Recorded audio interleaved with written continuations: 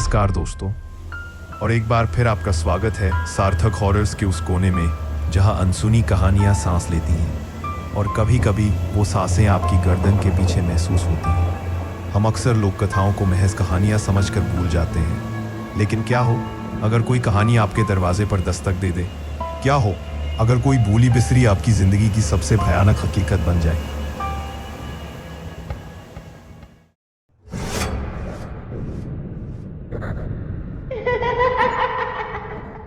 आज की कहानी हमें ले चलती है रामपुर गांव। गोदावरी के किनारे बसा एक छोटा सा गुमनाम गांव। ये कहानी है विक्रम की, शहर का एक होनहार इंजीनियर जो कुछ महीनों के लिए एक सरकारी प्रोजेक्ट पर काम करने रामपुर आया था। शहर की भागदौड़ से दूर विक्रम को शुरू में गांव की शांति और सादगी बहुत भाई। यहीं उसकी दोस्ती हुई रमेश से, जो गांव का ही था और उसी प्रोजेक्ट पर एक सहायक के तौर पर काम करता था। दोनों की उम्र लगभग बराबर थी, तो जल्दी ही अच्छी बनने लगी। शुरू के कुछ हफ्ते आराम से बीते। विक्रम अपने काम में व्यस्त रहता और शाम को कभी कभी रमेश के साथ नदी किनारे टहलने निकल जाता। ऐसी ही एक शाम जब सूरज ढल रहा था और आसमान पर लालिमा छा रही थी, रमेश ने अचानक बात छेड़ी। विक्रम भाई, अंधेरा होने से पहले हमें यहाँ से निकल जाना चाहिए। क्यों रमेश? अभी तो वक्त है, और देखो तो कितना सुंदर लग रहा है सब कुछ। शहर में कहाँ मिलते हैं ऐसे नज़ारे? सुंदर तो है भाई, पर रात में ये किनारा ठीक नहीं। हमारे गांव के बड़े बूढ़े सख्त मना करते हैं सूरज ढलने के बाद यहाँ रुकने से। कहते हैं रात में यहाँ वो घूमती है। वो कौन? वो कोई शेर या चीता है क्या? शेर चीते से भी ज्यादा खतरनाक भाई। चेदीपे नाम सुना है कभी? चेदीपे? नहीं तो ये क्या होता है? अरे वो पिशाचनी समझ लो। कहते हैं रात को निकलती है, सोए हुए मर्दों को अपना शिकार बनाती है, उनके पैर के अंगूठे से उनकी जिंदगी चूस लेती है। धीरे धीरे आदमी सूखता जाता है और फिर राम नाम सत्य। हा, क्या बात कर रहे हो रमेश? चेदीपे पैर के अंगूठे से जिंदगी चूस लेती है? यार तुम लोग कमाल हो। ये सब कहानियां हैं भाई, सिर्फ कहानियां, बच्चों को डराने के लिए। आज के जमाने में इन बातों पे अब कौन यकीन करता है? हंसो मत भाई, यहाँ के लोग इन कहानियों पर यकीन ही नहीं करते। इन्होंने इसका असर देखा भी है। कई साल पहले गांव में अजीब सी बीमारी फैली थी। जवान मर्द एक एक करके कमजोर पड़ते गए और मरते गए। कोई डॉक्टर हकीम समझ नहीं पाया।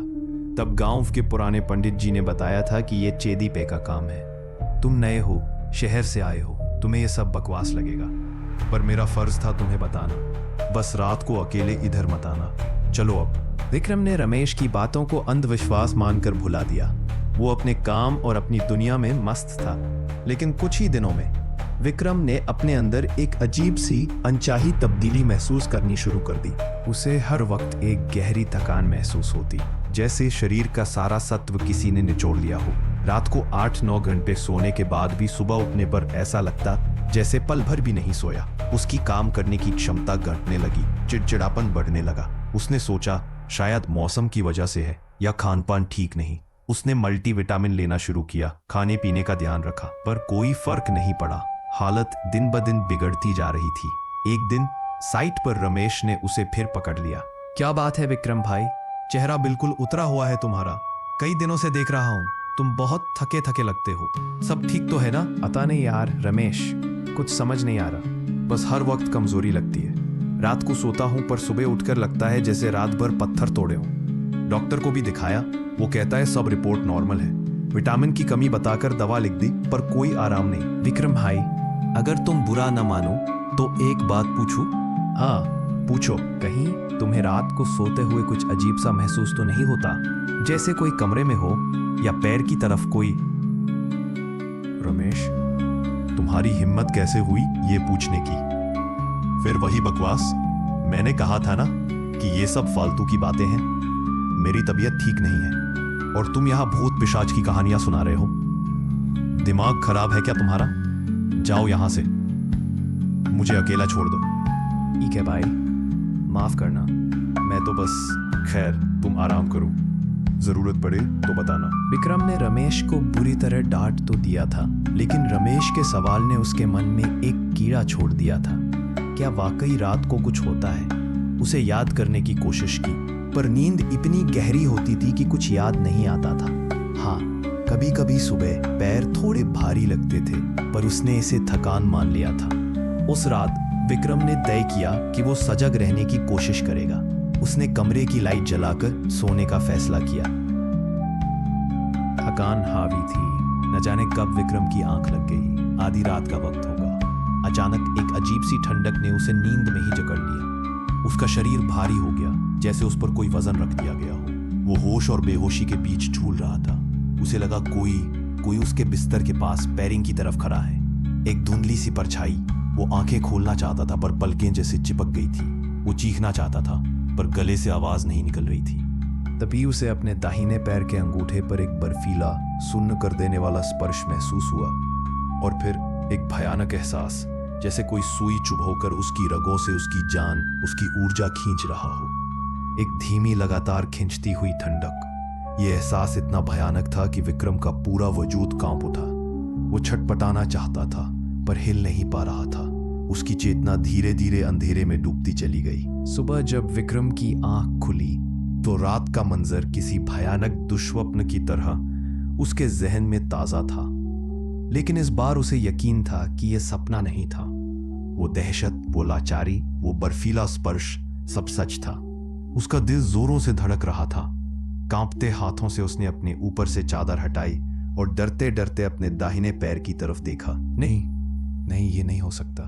हे भगवान, रमेश सही था। चेदीपे, वो सच है। विक्रम का सारा विज्ञान, सारा तर्क, सारी मॉडर्न सोच उस एक छोटे से निशान के सामने ध्वस्त हो गई। वो समझ गया था कि वो किसी ऐसी चीज का शिकार बना है जो इंसानी समझ से परे है। खौफ ने उसे पूरी तरह जकड़ लिया था। उसने लड़खड़ाते हुए अपना फोन उठाया और कांपते हाथों से रमेश का नंबर मिलाया। रमेश भाई, जल्दी जल्दी मेरे घर आ जा प्लीज। मुझे बचा ले यार, प्लीज आ जा। विक्रम, क्या हुआ? तू रो रहा है? आवाज ऐसी क्यों है तेरी? रुक, मैं अभी आया। विक्रम, तेरी ये क्या हालत हो गई है रात भर में? क्या हुआ, बता मुझे। वो आई थी रमेश, सच में आई थी। उसने मुझ पर हमला किया। वो निशान देख मेरे पैर पर, चिदे पे। वो सच है रमेश, वो मुझे मार डालेगी। रमेश डरते डरते नीचे झुकता है और विक्रम के पैर पर वो निशान देखता है। निशान देखते ही उसके चेहरे का रंग उड़ जाता है। डर उसकी आंखों में साफ दिखता है। हाँ भाई, ये वही निशान है जैसा बड़े बूढ़े बताते हैं। हे भगवान, छेदीपे ने तुझे चुन लिया। अब क्या होगा? मुझे नहीं पता रमेश, मुझे यहां नहीं रहना। मुझे अभी जाना है यहां से। प्लीज मुझे ले चल यहां से। नहीं विक्रम, ऐसे नहीं। भागने से कुछ नहीं होगा। वो कहीं भी पीछा कर सकती है। हमें फौरन पंडित रामदीन के पास चलना होगा। वो गांव के सबसे पुराने और ज्ञानी पुजारी हैं। वो ही हमें बता सकते हैं कि अब क्या करना है। हिम्मत रख भाई, हिम्मत रख, मैं तेरे साथ हूं। चल उठ। पंडित रामदीन ने दोनों की पूरी बात, खासकर विक्रम का अनुभव, बहुत ध्यान और गंभीरता से सुना। उन्होंने विक्रम के पैर पर बने निशान को भी गौर से देखा। सुनने के बाद वो गहरी सोच में डूब गए। उनके चेहरे पर चिंता की गहरी रेखाएं खिंच गईं। ओह बेटा विक्रम, तुम्हारी आप बीती सुनकर और ये निशान देखकर कोई शक नहीं रह गया है। तुम पर चेदीपे का साया पड़ा है। ये गोदावरी के किनारे भटकने वाली एक बहुत ही शक्तिशाली और अतृप्त पिशाचिनी है। ये मर्दों की जीवन ऊर्जा पीकर जिंदा रहती है। तुमने उसे अनदेखा करके और नदी किनारे देर तक रुककर उसे नाराज किया है, और अब उसने तुम्हें अपना शिकार चुन लिया है। ये बहुत खतरनाक स्थिति है। अगर इसे सही समय पर रोका नहीं गया तो परिणाम बहुत बुरा हो सकता है। पंडित जी, प्लीज मुझे बचा लीजिए। मैं मरना नहीं चाहता। आप जो कहेंगे मैं करूंगा। प्लीज कोई रास्ता बताइए। धीरज रखो बेटा, धीरज रखो। हर समस्या का समाधान होता है। डरने से पिशाचिनी और शक्तिशाली होती है। हमें तुरंत कुछ उपाय करने होंगे। सबसे पहले तुम्हारे घर की शुद्धि करनी होगी। नकारात्मक ऊर्जा को हटाना होगा। मैं कुछ मंत्र और भस्म दूंगा। उसे घर के चारों कोनों और दरवाजे पर लगाना होगा। और ये लो, ये सिद्ध ताबीज है। इसमें बाघ का नाखून, पवित्र भस्म और कुछ दुर्लभ जड़ी बूटियां हैं, जिन्हें खास मंत्रों से अभिमंत्रित किया गया है। इसे अभी अपने गले में पहन लो और कभी कभी भी इसे अपने शरीर से अलग मत करना। और पंडित जी, रात के हमले से कैसे बचें? हाँ, वो सबसे महत्वपूर्ण है। जेदीपे रात को ही वार करती है और सीधे अंगूठे से ऊर्जा खींचती है। इसलिए आज से तुम रात को सोते समय हमेशा अपने पैर, खासकर दोनों अंगूठे, किसी मोटे कपड़े या मोटी चादर से अच्छी तरह लपेटकर सोओगे। बिल्कुल भी खुला नहीं रहना चाहिए। अगर उसे वार करने की जगह नहीं मिलेगी तो वो कमजोर बढ़ेगी। और हाँ, सूरज ढलने के बाद घर से बाहर बिल्कुल मत निकलना, खासकर नदी की तरफ तो भूलकर भी मत जाना। कम से कम अगले 40 दिनों तक तुम्हें ये सब नियम बहुत सख्ती से मानने होंगे। विक्रम और रमेश ने पंडित जी की हर बात अक्षरशः मानी। उस रात से विक्रम के घर में रोज शाम को दिया जलता, मंत्रों का जाप होता। विक्रम रात को पैर कसकर लपेटकर सोता, पर नींद कहाँ आनी थी। हर आहट पर उसका दिल उछल पड़ता, लगता जैसे वो फिर आ गई। रमेश कई रातों तक उसके पास ही सोया, उसे हिम्मत देता रहा।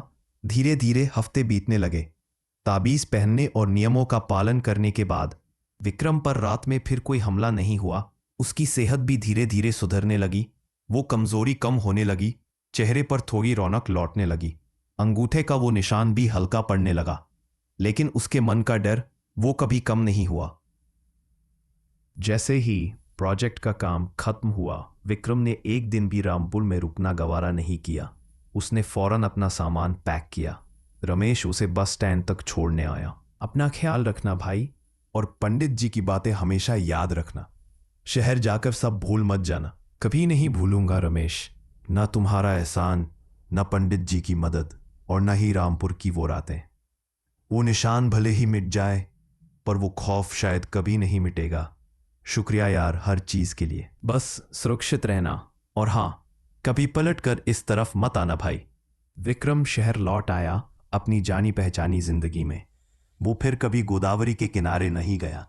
उसने उस प्रोजेक्ट या रामपुर गांव का जिक्र भी किसी से कम ही किया।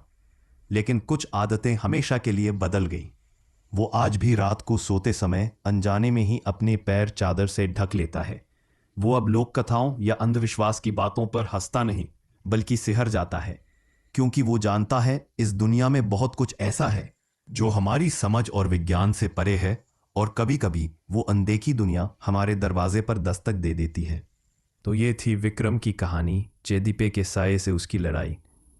क्या ये वाकई एक पिशाचनी का हमला था, या अत्यधिक तनाव और कमजोरी की वजह से विक्रम के मन का वहम? क्या पंडित रामदीन के उपायों ने उसे बचाया, या ये महज एक संयोग था कि उसकी हालत सुधर गई? विज्ञान शायद इन सवालों का जवाब न दे पाए, पर विक्रम के लिए ये उसकी जिंदगी का सबसे भयानक सच था। आपकी इस बारे में क्या राय है? क्या आपने भी कभी ऐसी किसी अनदेखी शक्ति या अजीब अनुभव का सामना किया है? नीचे कमेंट्स में हमारे साथ ज़रूर साझा करें। अगर विक्रम की ये कहानी आपके रोंगटे खड़े कर गई, अगर इसने आपको सोचने पर मजबूर किया, तो इस वीडियो को लाइक करें और अपने दोस्तों के साथ शेयर करना ना भूलें। डरावनी सी बात बताऊं, हमारे वीडियोस देखने वाले 80% लोग एंजॉय तो करते हैं, पर चैनल को सब्सक्राइब नहीं करते। अगर आप भी उन 80% में से हैं, तो बस एक छोटा सा काम कर दो, वीडियो के नीचे दिया गया वो सब्सक्राइब बटन दबा दो, और हाँ, बेल आइकन भी प्रेस कर देना